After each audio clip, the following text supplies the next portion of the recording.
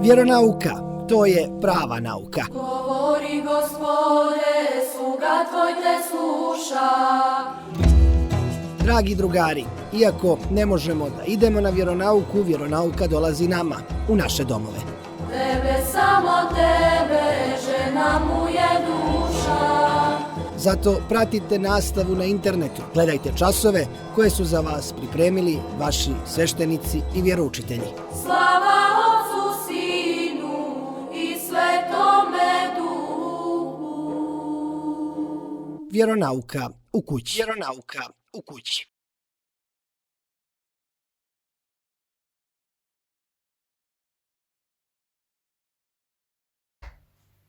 Pomaže Bog, dragi naši, nadam se da ste svi dobro i da ćemo, ako Bog da, vrlo brzo ponovo da se sastanemo u našim učionicama, u našim hramovima, da nastavimo molitvu i naše druženje. Do tada vrlo su nam značajni i ovi online časovi, jer tako ponovimo nešto staro što smo učili i naučimo nešto novo, a prije svega nekako prekratimo ovo nedostajanje.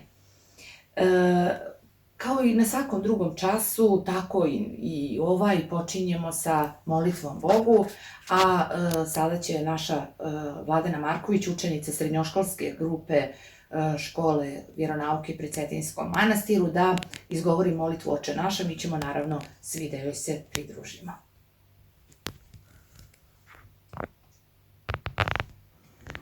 Oče naš koji si na nebesima, da se sveti ime Tvoje, da dođe carstvo Tvoje, da bude volja Tvoja na zemlji kao i na nebu. Hleb naš nasušni daj nam danas i oprosti nam dugove naše, kao što i mi opraštamo dužnicima svojim. I ne uvedi nas u iskušenje i ne izbavi nas od zloga. Amen. Hvala našoj Vladani i sada kada smo se pomolili Bogu, možemo da pređemo na ovaj drugi dio časa, da naučimo nešto novo danas. Danas govorimo o dva veoma važna događaja koja su zabilježena u Svetom evanđelju, a koje je naša Sveta crkva ustanovila kao praznike. To su Lazareva subota i cvijeti, a ovdje evo imamo ikone ta dva praznika. Ovo je ikona Vaskrsenja Lazarevog, a ovo je ikona ulaska Gospoda Isusa Hrista u Jerusalim, odnosno cvijeti. Ova dva praznika proslavljamo jedan za drugim u 6. nedelji časnog posta, na kraju same četrdesetnice. Ali zašto se oni proslavljaju baš tako jedan za drugim i zašto se proslavljaju u ovo vrijeme, o tome ćemo malo kasnije pred sami kraj časa. Mi znamo da su evanđelisti zapisali sve važne događaje iz života Gospoda našeg Isusa Hrista, a posebno su zapisivali one događaje koji su se dogodili u posljednje 3 godine njegovog života na zemlji, kada je Gospod išao po Galileji, kada je propovijedao. Pa tako imamo sačuvano i zabilježeno i tako znamo da je Gospod isciljivao bolesne, da je slijepima vraćao vid, gluvima sluh, da su neki koji su bili oboljeli od zaraznih bolesti bivali također isceljivani, neki nepokretni su ponovo stajali na svoje noge, vodu je pretvarao u vino i kao vrhunac tih čuda, kao čudo nad čudima, Gospod vaskrsava mrtve. Prvo da krenemo od riječi vaskrsenje. Dakle, riječ vaskrsenje je naša predivna slovenska riječ i ona, kada bismo nekako gledali drugačije da je objasnimo, možda bismo mogli kazati ustajanje iz mrtvih ili podizanje iz mrtvih, ali zatim nema potrebe zato što riječ vaskrsenje označava potpuno pojam koji mi želimo da koristimo i sve drugo kada bismo iskoristili nekako ne bi imalo potpuni smisao. Na Lazarevu subotu prisjećamo se vaskrsenja četvorodnevnog Lazara i to je događaj posle kojeg će mnogi povjerovati u Hrista. Mi znamo da su evanđelisti, odnosno Hristovi učenici, zapisivali te važne događaje iz Hristovog života. Mi ih nazivamo i apostoli, a to su Matej, Luka, Marko i Jovan, a konkretno ovaj događaj vaskrsenja Lazarevog u Svetom evanđelju zapisao je apostol Jovan. Da se zapitamo na samom početku ko je bio taj Lazar koga je Hristos vaskrsao. Sveto pismo nas uči da je Lazar bio prijatelj Gospodnji, da je bio brat Marije i Marte i da su oni živjeli u Vitaniji. Po nekim zapisima možemo da zaključimo da je Lazar bio jedan od poštovanijih i viđenijih ljudi u mjestu i jednog dana on se razbolio i ta bolest je brzo napredovala. U tom trenutku Gospod nije bio tu, pa su njegove sestre poželjele da dojave Gospodu da Lazar nije dobro i da se njegovo stanje pogoršava. One su poslale glas po jednom vjesniku i taj glas, taj zapis, to kako su one rekle, u Svetom evanđelju je zapisano kao kroz stih: Gospode, evo boluje onaj koga ti ljubiš. I to je dakle to mjesto gdje mi u Svetom pismu otkrivamo da je Lazar bio neko koga je Gospod jako volio. Pomenuli smo da su Marija i Marta bile također sledbenice Hristove. Kada je Hristos dobio tu vijest o tome da je Lazar jako bolestan, on odmah kaže: ova bolest nije na smrt, nego na slavu Božju, da se Sin Božji proslavi kroz nju. Sada vidimo šta se dešava kada mi čujemo da je neki naš prijatelj u nevolji. Mi istog trena požurimo, kada nekog jako volimo, požurimo da mu pomognemo, da učinimo nešto što možemo da bi njemu bilo bolje. Međutim, čuli ste, Hristos prvo kaže ova bolest nije na smrt.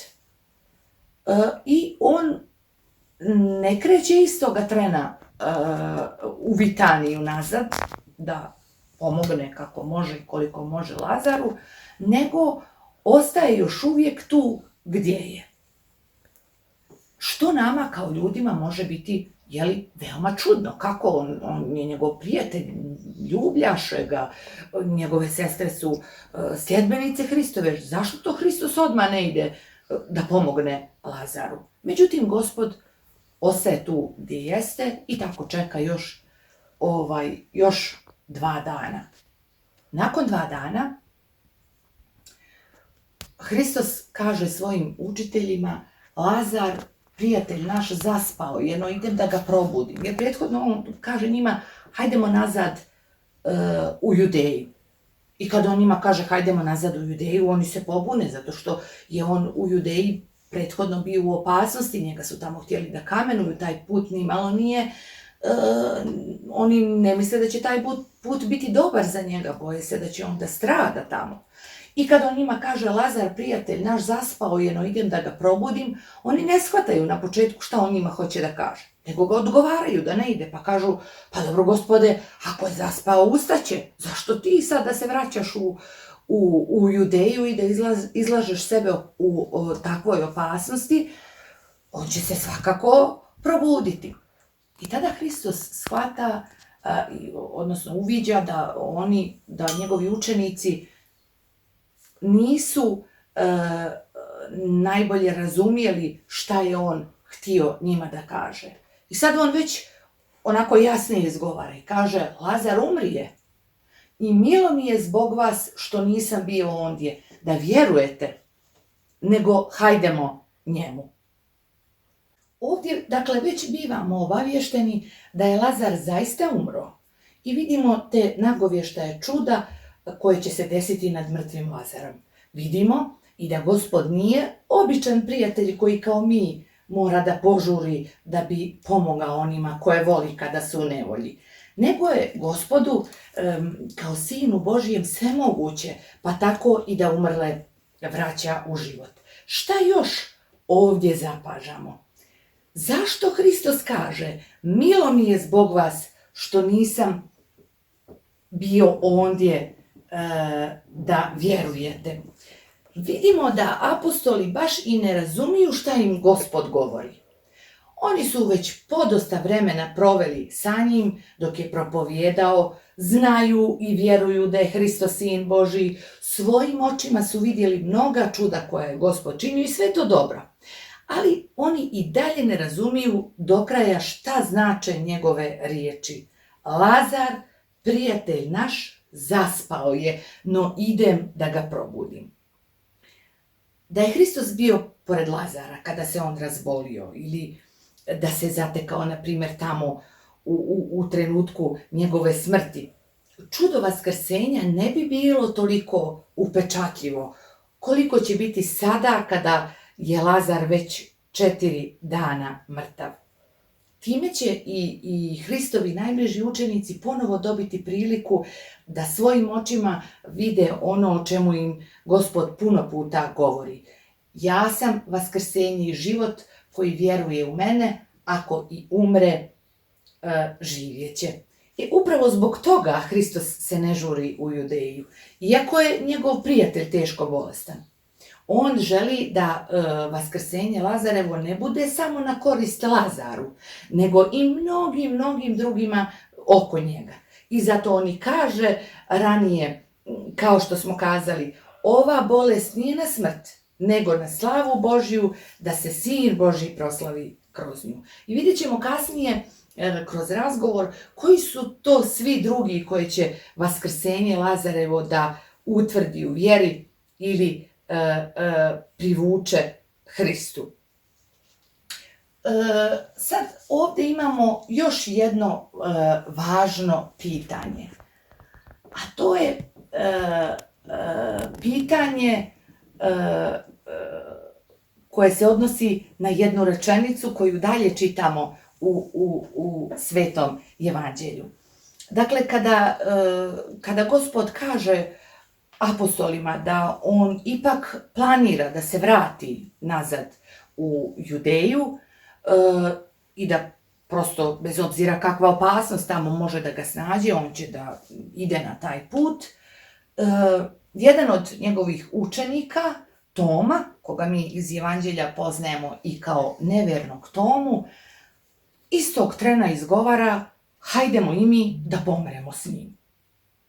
Dakle, Toma je ubijeđen da će Gospod u Judeji da strada, jer on je prethodno imao velike probleme kada je tamo bio. On je ubeđen da će Gospod tamo da strada i još čvršće izjavljuje, hajdemo i mi da pomremo sa njim. Pazite, ovaj Toma koji je to izgovorio je isti onaj neverni Toma koji nije vjerovao da je Hristos vaskrsao. Kako je ovdje i zašto je ovdje Toma tako hrabar? Zato što je Toma ovdje sa Hristom. Hristos, on je u blizini Hrista. Kada smo u blizini Gospoda, kada smo sa njim, onda smo hrabri, onda sve možemo. Onda za nas ne postoje nikakve opasnosti. Kada se udaljimo od Gospoda, to onda biva potpuno drugačije. Sad idemo na još jedno važno pitanje, da prvo vidimo šta se dalje dešava. Dakle, Hristos i apostoli se vraćaju u Judeju, odnosno vraćaju se u Vitaniju, tamo putuju, 2 dana im treba puta da bi stigli tamo, a Lazar je već umro, Za to vrijeme u kući, dakle, Marije i Marte skupi se mnogo naroda, oni su došli tamo svi da ih utješe, da im se nađu u nevolji, ipak im se brat upokojio.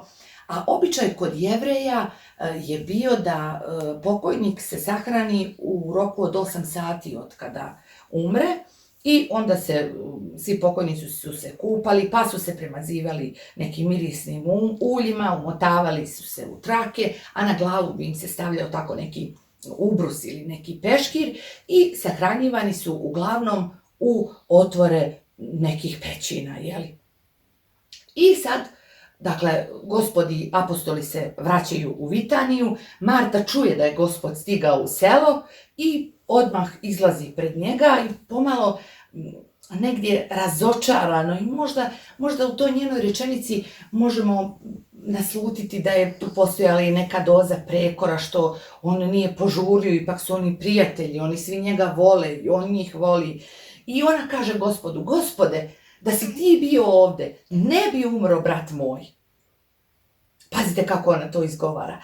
Ali onda se brzo ispravlja i kaže, ali sada znam, šta god da zaješteš u Boga, daće ti Bog.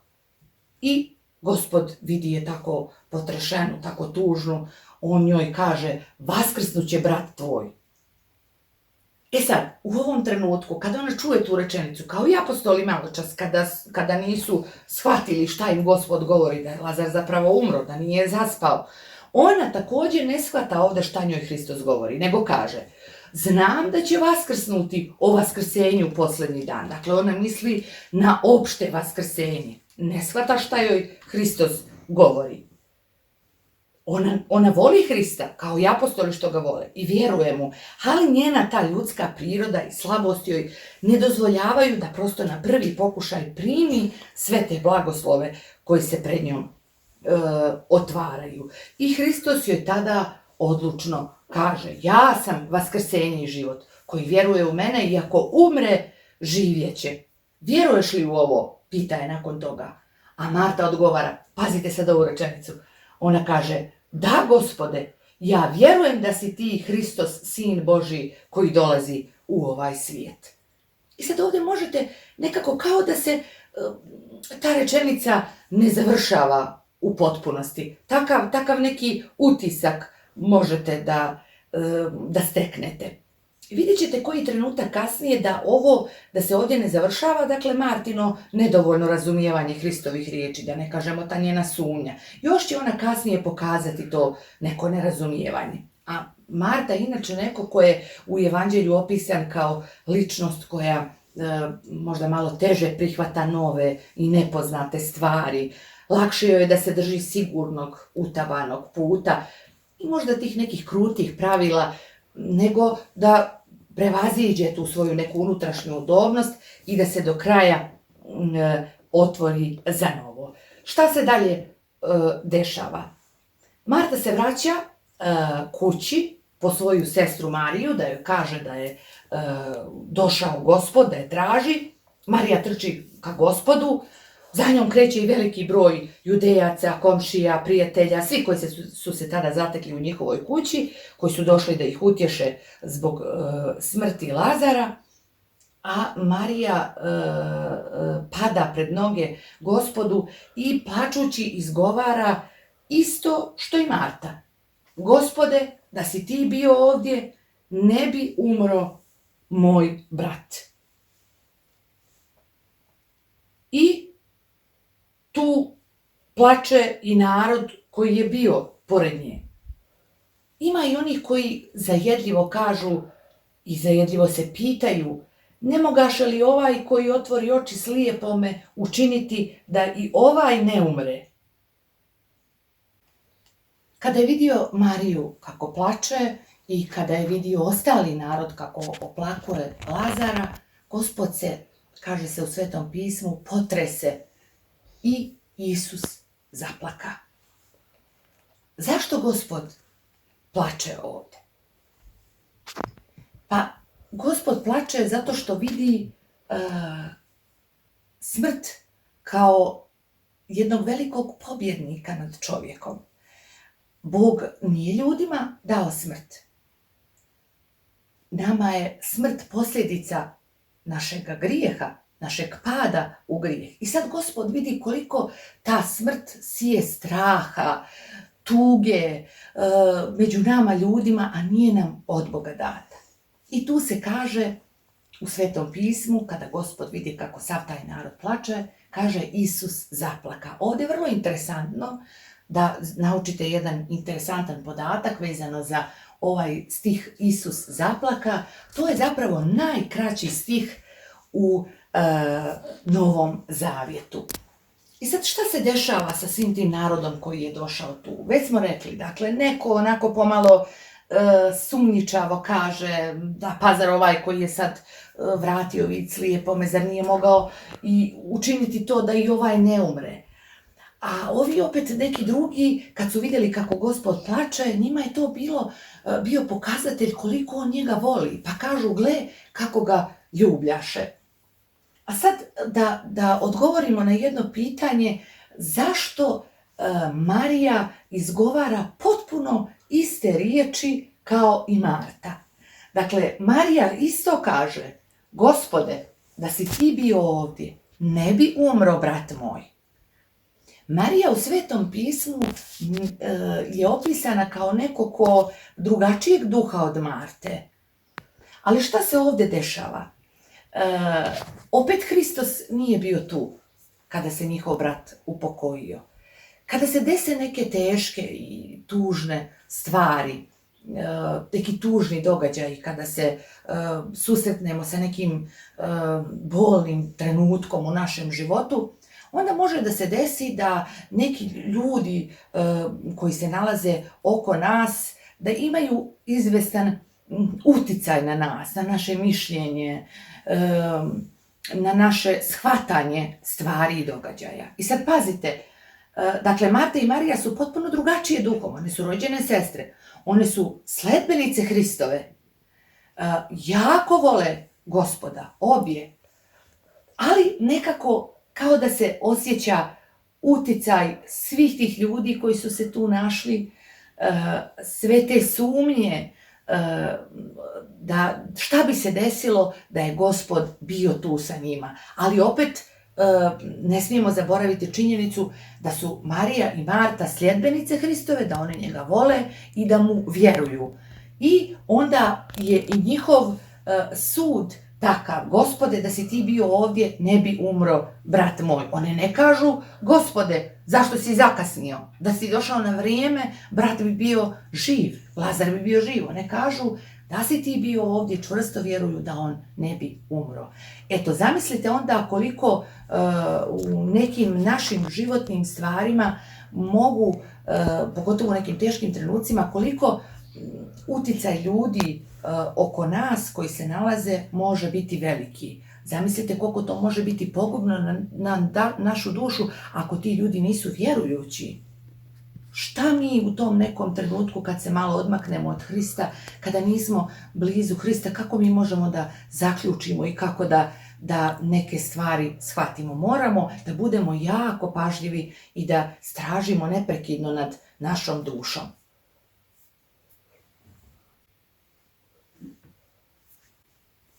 Šta se dalje dešava po svjedočenju iz Svetog pisma? Dakle, Gospod je video se sa Marijom i Martom. One su bile tužne što on nije došao na vrijeme, da misle prosto da bi Lazar bio živ. I Gospod im kaže, uvjerava ih da će vaskrsnuti brat njihov. I on ih dalje pita gdje su sahranili Lazara. Sestre ga odvode do pećine u kojoj je bio sahranjen Lazar, a sa Hristom, njegovim učenicima, Marijom i Martom, kreću i svi ostali koji su se zatekli u njihovoj blizini. Otvor pećine, kao što smo malo prije kazali kada smo pričali o običajima sahrane kod Jevreja, otvor pećine je bio zatvoren velikim kamenom. Hristos naređuje da se skloni taj veliki kamen i sad ga Marta ovdje upozorava, pa mu kaže, Gospode, već zaudara, jer je 4 dana u grobu. Ovo je ono mjesto što smo ranije pomenuli da će Marta i u nastavku pokazati da nije u potpunosti primila ono što je Gospod kazao, vaskrsnut će brat tvoj. Ona se vodi onim poznatim činjenicima. Ona zna da je Lazar umro prije 4 dana, zna da je ljudsko telo propadljivo, sigurno su već počeli da se šire ti neprijatni mirisi i ona brine prosto da ako se skloni taj kamen sa vrata pećine, taj neprijatan miris će svuda da se osjeti. Međutim, Gospod je opet podsjeća i kaže, ne rekoh li ti da ako vjeruješ, vidjet ćeš slavu Božju. I sad, sklanja se taj kamen sa ulaza pećine, Gospod prvo zablagodari Bogu Ocu, a potom izgovara jake, veoma jake riječi. Lazare, iziđi napolje. Mnogi koji su bili prisutni i koji su vidjeli ovo Hristovo čudo, a znate da smo malo prekazali da ćemo vidjeti kasnije ko su ti svi koji su povjerovali, to su sad sav taj narod koji se našao u tom trenutku, dakle većina njih je povjerovala u Gospoda. Bilo je i onih koji su odatle otišli farisejima, nekim knezovima narodnim, da im kažu šta je učinio Hristos. I ovdje vidimo da Hristos čini čudo nad čudima. Vaskrsava, dakle, čovjeka koji je već duže vrijeme u grobu i opet potvrđuje onu rečenicu ja sam vaskrsenje i život koji vjeruje u mene i ako umre, živjet će. Potpuno projavljuje da je on Bog. Narod to prihvata, vjeruje, a neki knezovi, književnici i fariseji, oni su bili toliko daleko od vjere da su u tom trenutku oni smišljali kakvo zlo protiv njega da učine da bi ga se jednostavno otarasili. Sada dolazimo i do onog dijela kada smo kazali da ćemo objasniti zašto se praznik Lazarevog vaskrsenja događa u vrijeme kraja Svete Četrdesetnice, odnosno kako smo rekli, zašto ga tada proslavljamo na kraju 6. sedmice. Evanđelist Jovan nam svjedoči da se događaj vaskrsenja Lazarevog dešava neposredno prije izdaje, hapšenja, osude, raspeća i stradanja Hristovog. Svih tih, dakle, događaja mi se sjećamo tokom strasne sedmice Velikog posta, koja počinje po završetku Svete Četrdesetnice i proslave praznika Lazareve subote i cvijeti. Zašto se ovako krupan, veliki događaj, ovako veliko čudo i projava Božje ljubavi, zašto to Gospod ostavlja za vrijeme koje prethodi njegovom stradanju? Pokušat ću to da vam objasnim na jedan slikovit način. Evo, na primjer, da uzmemo da je nekima od vaših drugara koji žive recimo u Pljevljima, da su im roditelji obećali da će ih ovoga ljeta prvi put voditi na more. I sad porodica se spremila, koferi su spakovani u automobil, svi su sjeli i veoma radosno kreću na taj neki put, idu na more. Dakle, cilj im je odlazak na more. I sad, šta se dešava usput? I da bi djeci put bio zanimljiviji, a da bi još nešto korisno naučili, vidjeli, sad roditelji usput vraćaju na neka mjesta, pa nešto djeci pokazuju neke znamenitosti, neke istorijske spomenike, nacionalne parkove i razne druge stvari. Sad taj put traje, neko vrijeme traje i kako to traje, što više vrijeme prolazi, tako djeca postaju nestrpljiva, pa pomalo i sumnjičava, pa nikako nisu sigurni da li su oni baš krenuli na more, pa ko zna, možda oni nas ostave kod babe i djeda u Podgorici, pa kad će više to more, pa postavljaju 1001 pitanje i onda tata za to vrijeme normalno vozi, mama odgovara na ta pitanja, ponekad joj bude i ponekad budi tužna zašto oni sumnjaju i zašto su tako nestrpljivi, zašto ne mogu da sačekaju, već su im obećali roditelji, pa zar im ne vjeruju, zar ne pokazuju dovoljno ljubavi prema njima, sve to tako stoji i sad u jednom trenutku kada već onako se poprilično djeca umore, roditelji kažu ajde izađite iz automobila i tu koliko još nekih 2-3 koraka je potrebno, djeca se nalaze na jednom prelijepom vidikovcu iznad Budve gdje se vidi more. Dakle, oni već imaju neki znak da oni su zaista pošli na more. Nisu nigdje drugo krenuli, bez obzira što su oni vidjeli usput i te neke druge stvari. I sad još, ovo bi interesantno bilo da se vratimo. Oni ni tada ne vjeruju, kad im roditelji kažu ajde da izađete da nešto da vidite, a oni misle, ma ko zna šta će sada nam pokažu. Možda opet neki istorijski spomenik, možda opet nekakav nacionalni park. Međutim, tu, dakle, prije te najteže dionice koja ide do mora, prije tih oštrih krivina, gdje se opet more neće vidjeti neko vrijeme, opet ćemo vidjeti samo planine, roditelji daju djeci utjehu. Evo vidite, zaista idemo na more. I oni okrepljeni tom činjenicom da zaista će stići do svoga cilja, oni nekako tako lakše nastavljaju taj svoj put do samog mora, pa lakše prelaze i te krivine, lakše nekako taj ostatak puta potpuno lakše prebrode, bez obzira što je on drugačiji nego sav ovaj prethodni put koji je bio i konačno dolaze do cilja, dolaze do mora gdje su oni i krenuli i tada nastupa velika radost. Tako i Gospod naš, on nam daje utjehu pred nedelju stradanja. Daje nam utjehu da utješimo dušu našu prije nego što nastupe svi ti strašni događaji, prije nego što nastupi, kao što smo rekli, izdaja, hapšenje, raspeće, stradanje. I na kraju dolazi ta velika radost, dolazi vaskrsenje.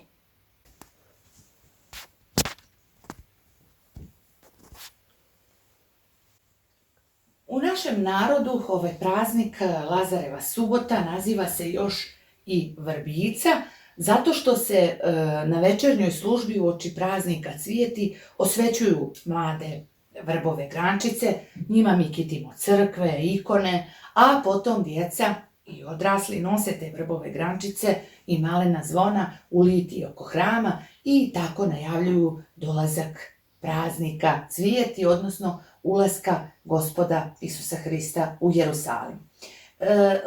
Ovdje treba da znamo da se kod nas koristi vrba, zato što prosto nema palmi, pa je zato praznik i dobio to ime vrbica. U nekim drugim krajevima gdje prosto ima palmi ili gdje u nekim drugim, dakle, gradovima gdje ima palmi, koriste se palma, kao kod nas, na primjer, na Primorju, a negdje drugo gdje nema palmi, nema vrbice, koriste se, gdje nema vrbe, koriste se neko drugo drvo, isto se lome te grane i tako se prosto najavljuje dolazak praznika Cvijeti, odnosno ulaska Gospoda Isusa Hrista u Jerusalim. Ovdje na ovom slajdu, ovo što vidite, to je tropar praznika Lazareve subote i praznika Cvijeti. On se pjeva na večernjoj također uoči praznika. I tropar nam ovdje sažeto opisuje sve ono što smo mi prethodno govorili. A on glasi: uvjeravajući nas prije tvog stradanja u opšte vaskrsenje, iz mrtvih si podigao Lazara, Hriste Bože. Zbog toga i mi, kao djeca noseći znake pobjede, tebi, pobjedniku smrti, kličemo: osana na visinama, neka je blagosloven onaj koji dolazi u ime Gospodnje. Eto, to je dakle bila priča o prazniku Lazareva subota ili o vaskrsenju Lazarevom, a sada nastavljamo sa drugom temom našega časa, a to je proslava praznika, odnosno smisao praznika ulaza Gospoda Isusa Hrista u Jerusalim, odnosno cvijetje. Poslije, dakle, svega što je Gospod činio i propovijedao na zemlji, a naročito poslije vaskrsenja Lazarevog, nezlobivi narod povjeruje u njega, i to ne samo da je povjerovao u njega i da je tu vjeru primio za sebe, nego su i ljudi počeli da govore o Gospodu kao Bogu. U gradu Jerusalimu priprema se proslava Pashe. Pasha je, dakle, jevrejski praznik koji se proslavljao 7 dana. Narod je stizao sa svih strana. Bukvalno grad je bio pun, vrvelo je od ljudi. I tu sad prirodno kako dolaze neki tu već su bili, neki novi dolaze, tako se donosi polako vijest o posljednjem čudu, odnosno o vaskrsenju Lazarevom, i tako ljudi, kao što i dan danas saznajemo ponekad od drugih, ako nismo bili očevice nekog događaja, tako i tada mnogi su od onih koji su bili prisutni na vaskrsenju Lazarevom saznali da se ono dogodilo. Sad možete zamisliti koliko je tada naroda bilo u Jerusalimu, jer se prosto pripremala proslava jednog velikog praznika. Događaj ulaska Gospoda Isusa Hrista u Jerusalim je u Starom Zavjetu najavio prorok Zaharije. I to sljedećim stihovima. Ne boj se, kćeri Sionska, evo car tvoj ide k tebi. Pravedan je i spasava, krotak je i jaše na magarici i magaretu, mladunčetu tovarne životinje. Ovo ovdje što vidite, to je ikona proroka Zaharija. Evo prvo da kažemo nešto o proroku.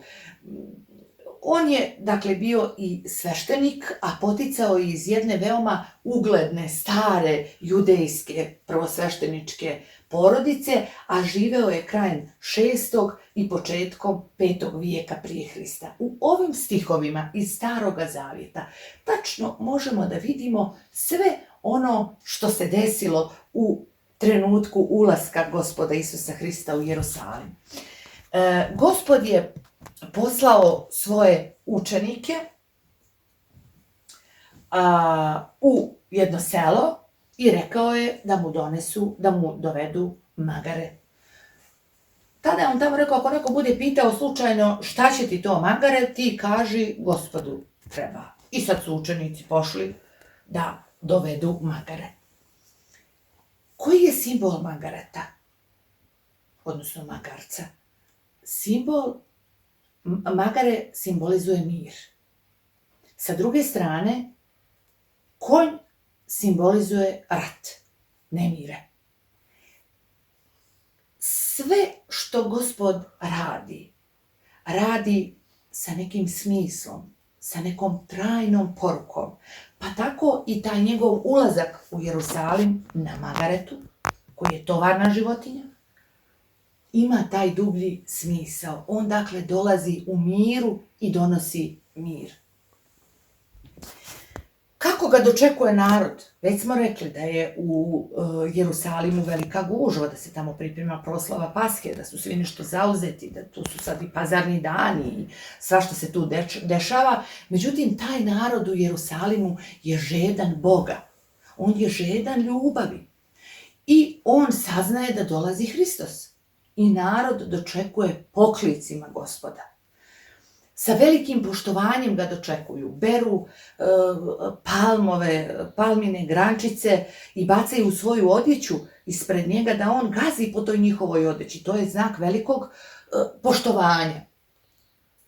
Ali, taj isti narod u Jerusalimu, on u isto vrijeme radostan je što dolazi Hristos, očekuje nekog cara, nada se tome caru, nada se da će mu biti bolje, ali on u isto vrijeme očekuje cara koji će ga osloboditi od ropstva drugog, ovozemaljskog, prosto da će to ropstvo u kojem su Jevreji živjeli, da će to da prestane. Oni se tome caru nadaju. vjeruju oni i na ovaj način, ali tu je prisutno i to ovozemaljsko, da prosto kraj ovih ovozemaljskih briga, da će oni da se oslobode poreza raznih, ropstva i svega toga.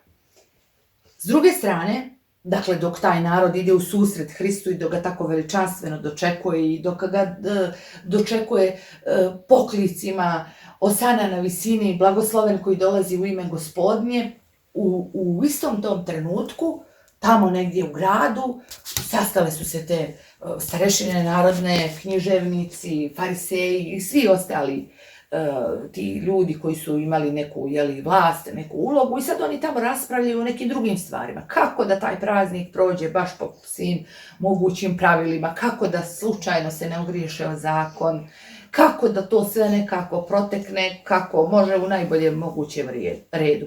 I u svemu tome im smeta Hristos, jer on sad unosi tu potpunu zabunu. Oni gledaju kako njega nekako najbolje da se otarase, kako da prosto uklone ga iz živih. I sad tu vidite jednu vrlo interesantnu stvar koja je prosto takva do dana današnjeg, koju je vrlo lijepo opisao kad malo budete veći ili možda kad vam roditelji budu mogli pročitati, ovo je kratko vrijeme da možemo svakom detalju da se posvetimo. Vladika Nikolaj je to veoma lijepo opisao u svojim omilijama, da u životu, odnosno u ljudskom rodu uvijek postoje dva tabora.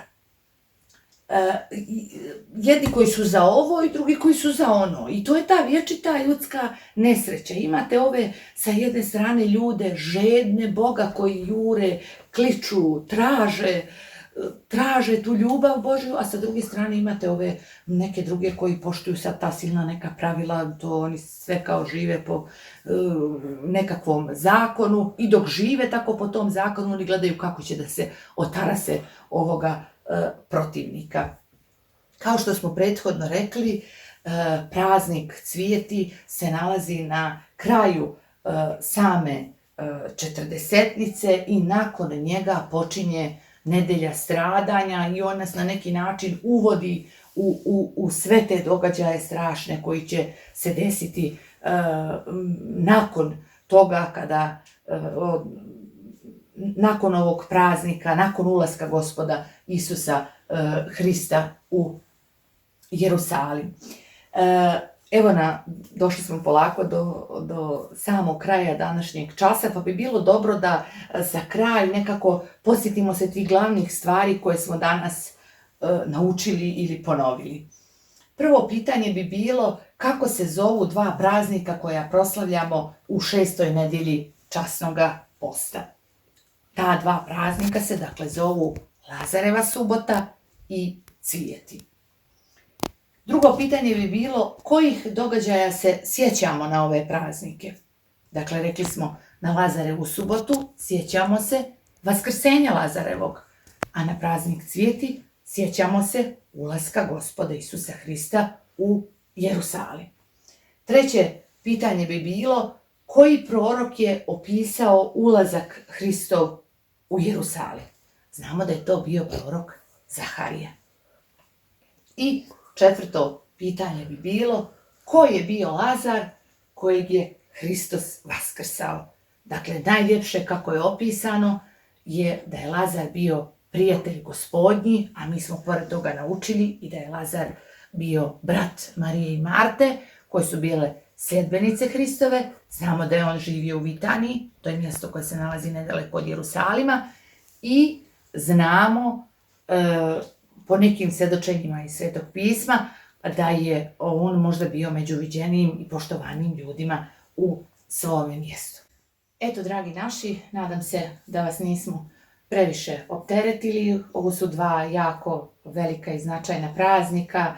Ne može se u pola sata sigurno sve reći, o nekom smo vjerovatno rekli malo više, o nečemu malo manje, ali eto, nadamo se u Boga da ćemo vrlo brzo moći da se vidimo ovako uživo i da ispričamo sve ono što nismo uspjeli sada da kažemo i da razjasnimo možda nešto što nam nije bilo dovoljno jasno.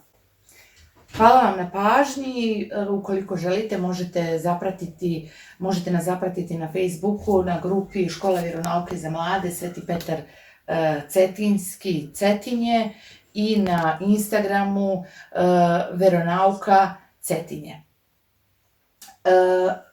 Kao i na kraju svakog časa, tako i na kraju ovog, završavamo sa molitvom Bogorodice Dijevo koju će izgovoriti naša draga Milica Prlja koja je polaznica Škole vjeronauke za mlade na Cetinju. Pa da se pomolimo zajedno sa njom. Bogorodice Djevo, raduj se blagodatna Marijo, Gospod je s tobom. Blagoslovena si ti među ženama i blagosloven je plod utrobe tvoje, jer si rodila spasitelja duša našu. Amin.